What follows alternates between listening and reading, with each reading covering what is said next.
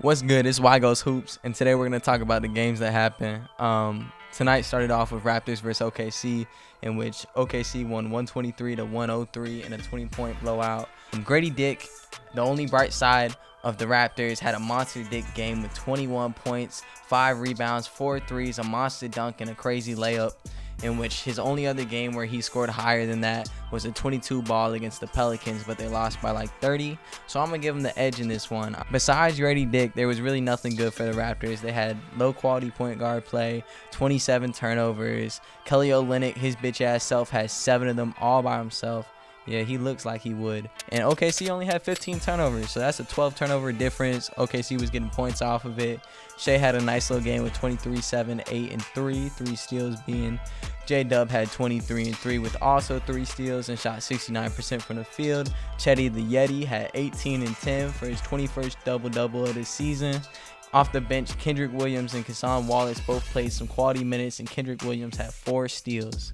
Overall, OKC kind of dominated this one. The Raptors won the first quarter, but after that it was downhill and OKC was just smacking them. So good game for OKC, bad game for the Raptors, and we're going to move on to the next.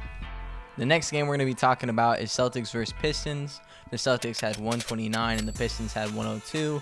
We're not going to spend a lot of time on this game. The Celtics won like everyone thought they would, and the Pistons played like piss stains. James What Happened Wiseman showed up, and Mr. Moneybags, Jaylen Brown, had himself a game with 33, 4, and 4 steals and shot 68.4% from the field and 4 turnovers. So I guess he made up for his turnovers with his steals. One of the Boston fans decided to play for the team today. He put up 22 and 9, so they decided to sign him for the rest of the season. His name is Peyton Pritchard, so I guess we'll be seeing more of him. Kristaps Porzingis had 19 points and decided to play good defense, racking up 3 steals and 2 blocks. And Derek White shot 35% from the field and 14% from 3. He made up for his offensive struggles with 19, 8, and 11. This Celtics team has 8 wins in a row, and they're piling up steam heading into the postseason, where hopefully they will lose to the Bucks in the conference finals. The next game of the night was Cavs versus Timberwolves. The Cavs lost 91 to 104. In which the only quarter they won the whole game was the second quarter, because Sam Morril had all 10 of his points in that quarter. Darius Garland had 19 but was super inefficient. Jared Allen had 15, 13, and 5 with 50% from the field. Karis LeVert also had an inefficient game where he put up 16, 5, and 6. And honestly, it was the shooting from the Cavs and the 8-man rotation that really stopped them from getting the win here. They shot 42% from the field and 29% from 3. For the Timberwolves, it was LSU's finest. My boy Naz Reid had himself a game with 18 and 3 threes. Jaden McDaniels played his usual impactful defense with 15 points, 3 steals, and 2 blocks. Rudy Gobert had 9 points, 14 rebounds, and played solid defense like usual. It's what you expect from him. Anthony Edwards had 16 and 13 rebounds, kind of low on the points, but he also had 5 assists. It wasn't the best shooting night as he only shot around 35%, but he contributed in other spots. Mike Conley gave a nice 21 and 6 with 3 threes. Jordan McLaughlin off the bench had 12, in which all of his points came off 3-point shooting, in which he had 4 threes, shooting 100%. Really, it was the defensive tenacity and 3-point shooting that won the game for the Timberwolves, as they shot a more than respectable 51.9% from 3 and sealed the game against the Cavs pretty nicely. Next, we have the most entertaining game that I will be covering so far. The Grizzlies won 99 to 97 against the Spurs. The injured Grizzlies squad won off of a Jaren Jackson floater with 1.2 left on the clock, where Wemby then had a chance to win, but he missed a turnaround shot from the logo that, if it would have gone in, probably would have broke the internet. Victor had a super game, per usual, and the best part is that his playmaking seems to be getting better with each game. Vic is the first rookie with 5 or more 30-point double-doubles since Trae Young, which really doesn't mean that much because Trae Young was like 5 years ago, but just some food for thought. His interior presence scares people from the paint.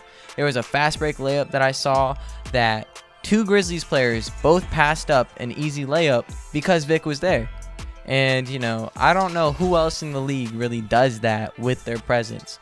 I mean, I wouldn't want to shoot a layup against someone who's 7'5" and has arms from heaven. But, then again, I'm kind of glazing right now. He is definitely one of the my players sent from hell to take over the league and become the GOAT. But we'll just hope that he stays healthy. I do have to mention that he had 31 points, 16 rebounds, and 5 assists, 2 steals, 3 blocks, and 7 turnovers. You know, you'll have that. Good news is he's on a pretty shitty team, so he can work through all the bad. 7 turnovers sucks, but I'll take it if you're giving me 31 and 16 and playing good defense. Devin Vassell had 27 on 58 shooting. Their duo is becoming better and better as they play more games. At first, it felt like no one would get on the ball, and it was just a kind of broken offense with no chemistry. But it's getting better as the season goes on, so that's good to see. Moving on to the Grizzlies, Jaren Jackson had 28 and 7. His floater was really good. They kind of just called an ISO for him with the last 13 seconds, and he went to work, got the shot to go, and left the Spurs in a pretty tough spot. Scottie Pippen Jr. came back and had 18 off the bench with 4 steals and super efficient shooting. He was 2 of 2 from 3. Aldama is a board beast. He had 15 and 13. Really kind of helped out the team. He was efficient as well. Gigi Jackson had 14 and 8, and he looks like he's going to be a promising player. I don't know how the contract situation is going to work out with him. John Morant, Desmond Bane, Jaren Jackson, and all the other young guys that they have on this team. Hopefully, when his contract's up, they'll be able to retain him because he looks like he could be a borderline all-star player, if not a solidified all-star. But this Grizzlies team has a bright future once everyone gets healthy. I honestly thought the Spurs were going to win this game. I said that to my friend going into the game, and look at me, I was wrong. But these are both some pretty bad teams, some of the bottom teams in the West, and I could flip a coin and I would probably be right. I mean, it's honestly a 50-50 toss-up. I just thought the star power of Vic and how injured the Grizzlies are, that maybe the Spurs would take a win. I'm not going to lose sleep that I got this wrong because honestly, it doesn't matter. They're going to be at the bottom either way. The next game we're going to talk about was definitely one of the hardest watches of the night. The New Orleans Pelicans won 111-88 against the Heat. Zion Williamson only had 4, 5, and 4. Jonas Valanciunas was pretty much unplayable against Bam Adebayo. Herb Jones played good defense and created some offense, but only had 10 points. Trey Murphy had 14 and 8. CJ McCollum had 30 and 6 threes with 7 assists. Jose Alvarado had 17, 7, and 6 and hit some big shots to get the rhythm going. Najee Marshall was playing hard off the bench per usual with 13 and 7. Moving on to the Heat, Jimmy Butler had 17, 4, and 5, but didn't score in the first quarter. The fake Nikola Jokic had 10 points, but had 8 in the first to get them started. Bam Adebayo had 12 and 10 and was eating when Jonas was in, but after that kind of slowed down. They started Patty Mills, which I thought was strange. He only played 12 minutes, though. Terry Rozier had 13.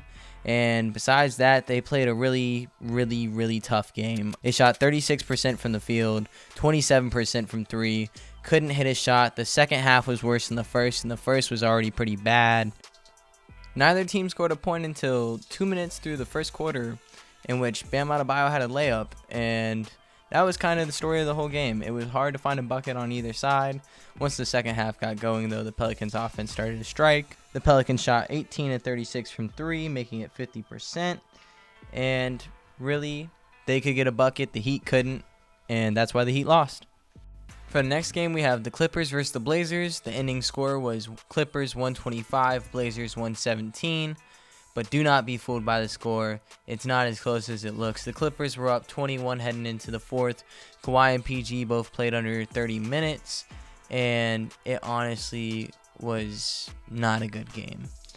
Anthony Simons got hurt, and I hope he's all right.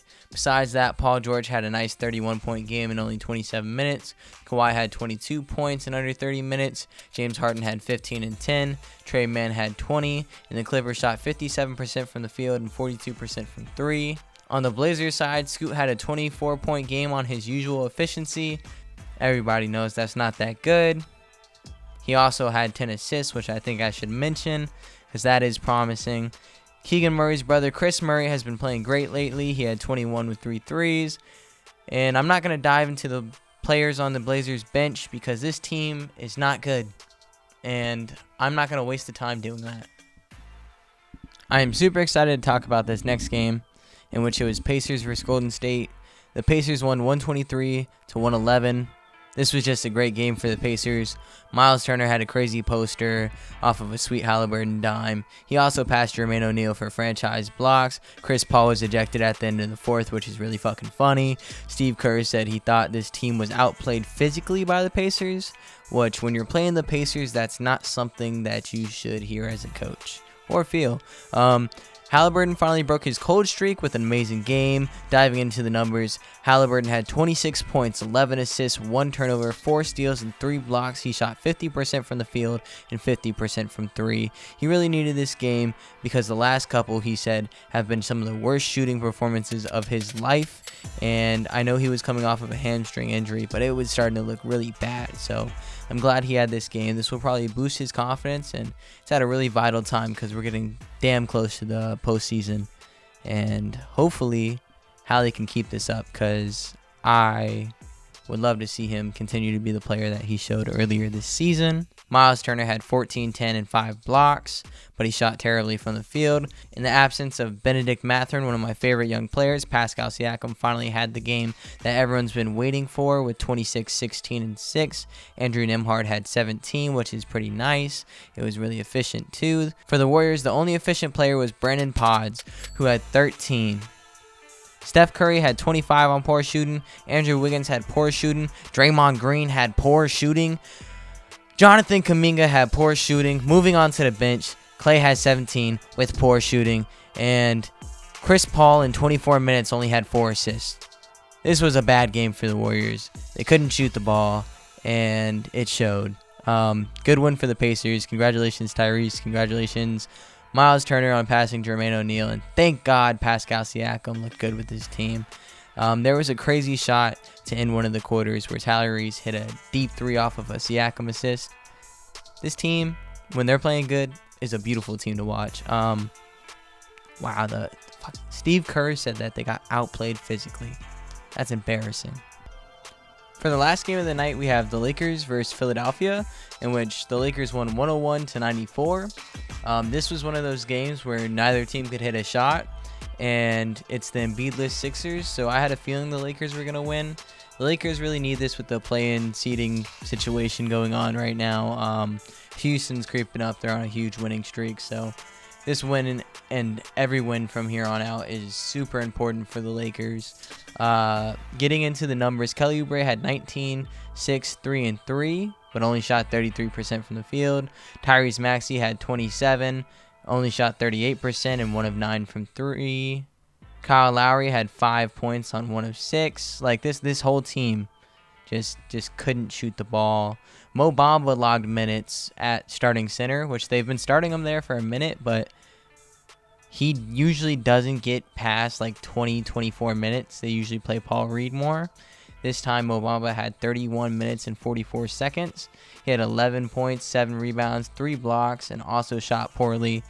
Off the bench, it was more poor shooting. There's one player on this entire team that shot over 50%, and that's Paul Reed, who shot 3 times. So just a nightmare on offense for Philadelphia, and it definitely shows. As a team, they shot 34% from the field and 21% from 3. So that's just really bad. The Lakers also didn't shoot great. LeBron had 28 and 6 with 46% from the field, which isn't terrible, but he did have 8 turnovers all by himself. D'Angelo Russell had 5 turnovers. The Lakers as a whole had 21, which it's kind of impressive that they won, considering that Philadelphia as a team only had 8. But I guess that just shows you how badly they shot.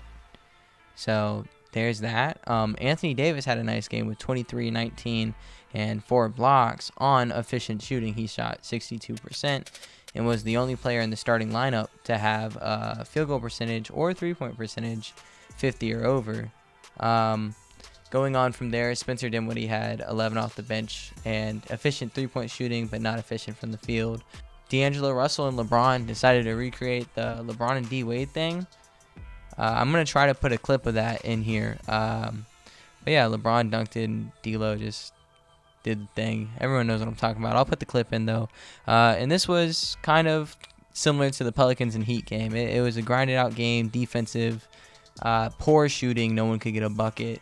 But this one was slightly better because at least who you expected to do good did, in which the Pelicans and Heat, Zion did really poorly in the absence of B.I., and Jimmy Butler didn't do that good either. But this has been a really fun video for me to make. I'm so glad to be able to do it, and I hope that you've enjoyed it. I want to shout out Kenny Lofton, who just dropped what was it? Kenny Lofton just dropped 52 and 16 in the G League. I know that's irrelevant and kind of dumb, but shout out Kenny, man. Go eat a burger after this. You earned it. Anyways, I hope everyone has a good day, good night, good day at school, good day at work. Whatever you're going to be doing, I just hope you enjoy it.